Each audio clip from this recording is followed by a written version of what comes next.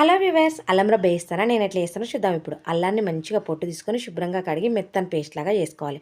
ఒక కప్పు అల్లం రబ్బకి ముప్పావు కప్పు చక్కెర వేసుకొని పానకం పట్టుకోవాలి. ఇప్పుడు స్టవ్ మీద కడాయి పెట్టుకొని ముప్పావు కప్పు చక్కెర వేసుకొని కొద్దిగా నీళ్లు పోసుకొని మనం పానకం పట్టుకోవాలి.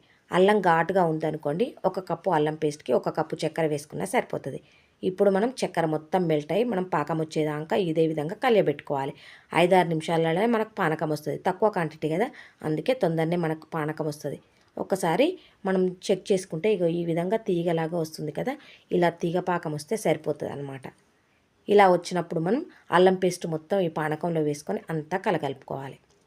చూసారు కదా, ఇది మీడియం ఫ్లేమ్లో లేదా లో ఫ్లేమ్లో చేసుకోవాలి, లేదంటే అల్లం కొంచెం ఎర్రగా అయిపోతుంది. కాబట్టి నెమ్మదిగా లో ఫ్లేమ్లో కానీ మీడియం ఫ్లేమ్లో కానీ పెట్టి చేసుకోవాలి. ఇదే విధంగా మనం గట్టిపడేదాకా మనం లో ఫ్లేమ్లో పెట్టి మంచిగా కలియబెడుతూ ఉండాలి. 5-6 నిమిషాలలో మనకు ఈ విధంగా గట్టిపడుతుంది. ఇప్పుడు దీన్ని తీసుకొని మనం నెయ్యి రాసుకున్న ప్లేట్లో వేసుకోవాలి. చూసారు కదా, ఇప్పుడు దీన్ని చిన్న ఉండలుగా కానీ లేదంటే చిన్న చిన్న ముక్కల్లా కానీ కట్ చేసుకోవచ్చు. నేనైతే చిన్న ఉండల్లాగా చేసుకున్నా. రోజు ఒకటి పరిగడుపు తింటే ఆరోగ్యానికి చాలా మంచిది అనేసి చిన్న ఉండల్లాగా చేసుకున్నాను. నచ్చితే సబ్స్క్రైబ్ చేయండి, లైక్ చేయండి.